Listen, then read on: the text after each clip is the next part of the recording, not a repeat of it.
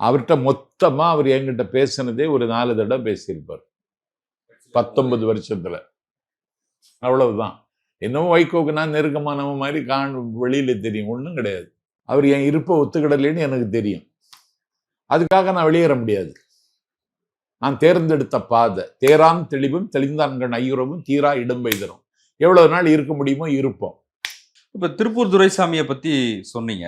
அவர் திமுகவோட கட்சி இணைச்சிடலாம் அப்படின்ற அளவுக்கு பேசினாரு. அவரோட எப்படி நீங்க பேச்சுவார்த்தை வச்சுக்க முடியும்? இப்ப நீங்க திமுகவோட தான் இணைக்கணும். இனி வேற வழி என்ன? மதிமுக இருக்குமா? இனி காலம் முடிவு பண்ணும் சார். காலம் ஆற வச்சு முடிவு பண்ணணும்னு கேக்குறேன். புதிய தலைவர் வந்திருக்காரு, அவர் பையன் வந்திருக்காரு. நீ அவனை எதுக்கு சேர்த்த? இல்ல இப்ப அதுதான் உங்களுக்கு பிரச்சனையா இருக்கா? அந்த கட்சியில இருக்கிறவங்களுக்கு பிரச்சனையா இருக்கா? அவனே பிரச்சனைக்குரியவன் தான். யாரு? அந்த தலைவன். நான் கேட்க, எவனாவது கையில ரிப்பன் கட்டுவானா? கொடி கட்சியோட கொடி தானே கட்டி, ஓவணத்தை இடுப்புல கட்டுவாங்க. எவனாவது கட்சியோட கொடி சார். அது ஏன் கட்டுற? இருக்கிறதே நீ ஒரு ஆளு, உன் கட்சி இல்லைன்னு அதை காட்டி கொடுக்காதா? இடுப்புல கட்டுற கோவணத்தை எவனாவது கையில கட்டுவானா? அப்ப இது உங்களுக்கு புரியலையா? இப்ப திமுக கூட்டணி கட்சிகள்ல ஒரு சலசலப்பு அப்படின்னா அது அதிமுகவுக்கு தான் சாதகம், பாஜகவுக்கு தானே சாதகம். திமுகவுல ஒரு சலசலப்பு வராம இந்த அணியை தற்காத்து கொள்ளணும்னு அண்ணன் ஸ்டாலின் நினைக்கிறார். கேட்டீங்களா? வைகோ வெளியேற போறாரு,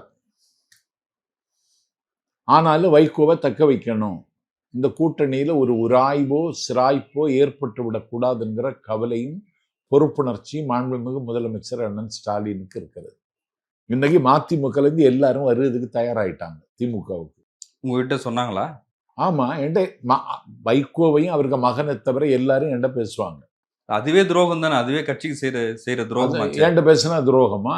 என்கிட்ட பேசினா அவரு சொல்றாரு. அதான் கேட்கிறேன், அப்படி சொல்லலாமா?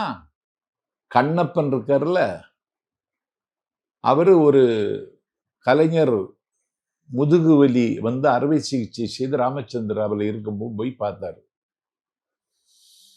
அதுக்காக அவர் மேல கோவப்பட்டார். இப்போ நீ ஸ்டாலினுக்கு கால் கிடைக்காதான்னு தேடிட்டு இருக்க. இது என்ன முறை? உன்னை விட்டு வெளியே வந்தவங்கலாம் நல்லாயிட்டாங்க. அப்போலோ ஹாஸ்பிட்டல்ல சீஃப் டெக்னாலஜிஸ்டா இருந்தாங்க குமரி விஜயகுமார். இன்னைக்கு அவங்க தான் மகளிர் ஆணையத்தினுடைய தலைவர். ஒன்று வெளியே வந்தவங்க எல்லாம் உயிரோடையாவது இருக்காங்க, நான் உட்பட. இல்லைன்னா உயிரோடு இருக்க முடியாது.